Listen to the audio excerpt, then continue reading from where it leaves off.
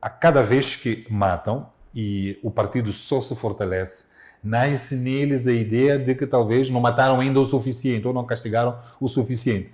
Você consegue ver o que está a passar aí na tela? Essas bolsas maravilhosas que você consegue ver aí. Veja só. É uma coisa muito interessante. Experimente comprar uma só e oferecer a sua madame, seu homem. Ela nunca vai te esquecer. Se você for uma mulher e quer de fato sair de casa, passear com aquele vestido, eis aí uma oportunidade. Então é só questão de você entrar em contato conosco através desses números que estão aí embaixo, que aparecem aí na tela.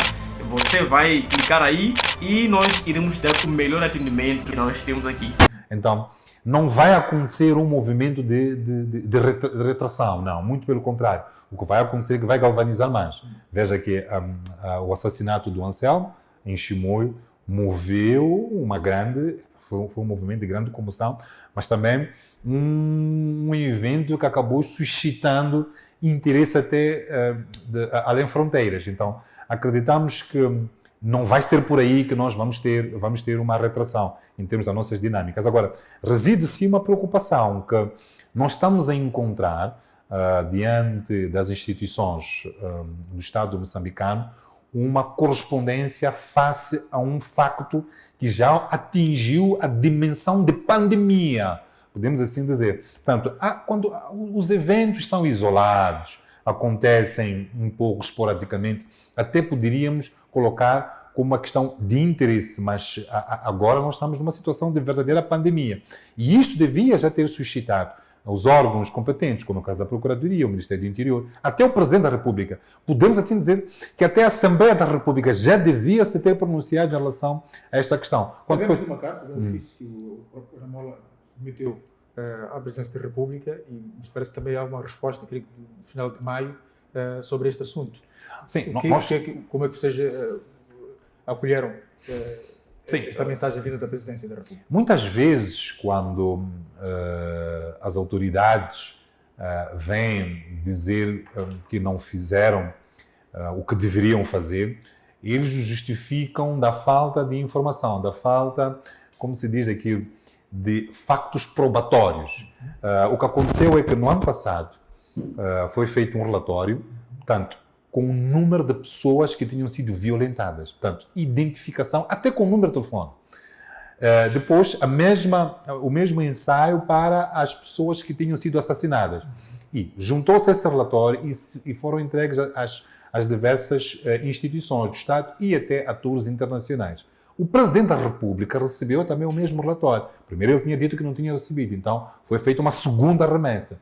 Estranhamente, mais de um ano depois é que ele responde com esta ideia de que encaminha o assunto para a Procuradoria e para o Ministério do Interior. Bom, aqui nasce logo uma mensagem clara. O Presidente da República foi infeliz, não só por ter desprezado, minorado a questão, mas também porque deixou de fazer algo muito mais acutilante. E eu posso dar um exemplo muito simples para as pessoas poderem perceber. Recentemente tivemos o assassinato do Dom Osório.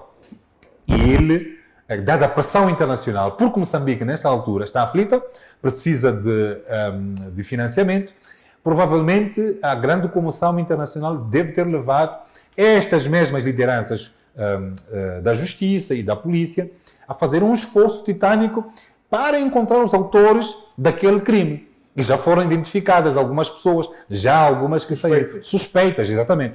E não faz sentido que, depois de mais de 500 pessoas violentadas, quase mais de meia centena de pessoas assassinadas, o Presidente da República e estes atores, ao nível da Justiça e da Polícia, não tenham feito o mesmo esforço. Então, não é uma questão de que não existam ferramentas para o Estado agir diante de uma situação que eu, como já classifiquei, de nível de pandemia. Portanto, são assassinatos ao nível nacional. Portanto, nós quando temos assassinatos em Gaza, temos assassinatos em Chimoio, temos assassinatos em Manica, temos assassinatos na Zambésia, em Nacala. Então, isto já não é um evento, que se possa chamar de esporádico. Já é um fenómeno. Tá? E veja só, se a Assembleia, já é um bom exemplo, a Assembleia da República Portuguesa, que é um ator estratégico em Moçambique, porque dali da Assembleia da República Portuguesa nascem atores que representam a Europa, que a Europa é um ator estratégico para Moçambique, já veio condenar nasce esta dúvida de por que a nossa Assembleia da República não fez também uma resolução parecida, fazendo recomendações para as autoridades que fazem investigação, às autoridades policiais, às autoridades da justiça, para exercerem, não é, alguma pressão. E aqui também, já com este, não sou alto magistrado da nação, do ponto de vista da justiça, mas também o comandante em chefe das nossas forças policiais, também não atempadamente fez também aquilo que deveria. E um ano depois vem só fazer uma promessa. É uma questão, é uma preocupação apresentada muito anteriormente. Mais de um ano, não faz qualquer sentido. Entendemos que foi infeliz, podia ter feito muito mais. É claro que vão dizer, olha, Diniz, mas existem questões relacionadas com os limites que o próprio Presidente tem, não se deve imiscuir nas instituições. Isso não é verdade, porque do ponto de vista político, ele lança, sim, desafios. Já vimos coisas, por exemplo, muito mal conseguidas, mas que levaram o Presidente da República a fazer pronunciamentos muito mais acutilantes e públicos até. Nós vimos a célebre frase, vai jorrar sangue, porque ele entendeu que numa determinada altura as manifestações estavam a levar o país para um caminho que não era dentro do seu ponto de vista. E ele apareceu a condenar. Então, se nós temos um fenómeno que é também endémico, podemos assim dizer, ao nível de pandemia, então o Presidente da República poderia muito bem, do ponto de vista político, agir. E seria um... Tempestivamente. Sim, seria uma lufada de ar fresco que os cidadãos encontrassem no Presidente da República aquele que é o presidente de todos. Vocês não encontram amparo, quer seja das autoridades de justiça, quer seja do alto magistrado da nação, nesta componente da perseguição, do assassinato que os membros da Namola têm estado a ser alvo? Infelizmente não. E, por exemplo, a Procuradoria-Geral da República também tem sido branca, portanto, tem sido inerte, e já vimos novamente. É que estas questões, Nayan, é muito fácil de as comparar. Eu posso buscar também um exemplo. Venâncio Mondlane, durante a campanha de 2024, fez alguns pronunciamentos, por exemplo, em relação ao ex-presidente da República, e imediatamente, dias depois, já estava um ofício da Procuradoria-Geral da República a fazer algumas advertências a Venâncio Mondlane em como ele se tinha exacerbado. Então, não se compreende que depois de mais de 500 atos de violência e quase mais de meia centena de mortes, a Procuradoria-Geral da República não tenha tido a mesma atuação, exata sensibilidade. Portanto, entendemos que aqui há elementos claros para dizer que nós não sentimos um amparo. Então, o Estado moçambicano tem que ser o Estado de todos. E este era um bom momento para o Presidente da República, sendo o presidente do partido que ele é, passar uma mensagem de que as dinâmicas ou as percepções deste partido em relação ao Estado é de que o Estado realmente é uma instituição de todos os moçambicanos. Ainda que fosse meramente político, ainda que fosse meramente plástico, mas passaria a mensagem. Mas não, quer dizer, nenhuma mensagem pública acontece. Então isto representa uma grande preocupação. Realmente. Isto, na vossa ótica, é uma perseguição política, os membros da Namola estão sendo uma perseguição política. De quem é, na vossa ótica, quem é que está por detrás destas mortes, deste afugentar? Sabemos de alguns casos de membros vossos que têm de dormir nas matas e não dormem nas suas próprias casas por causa desta situação.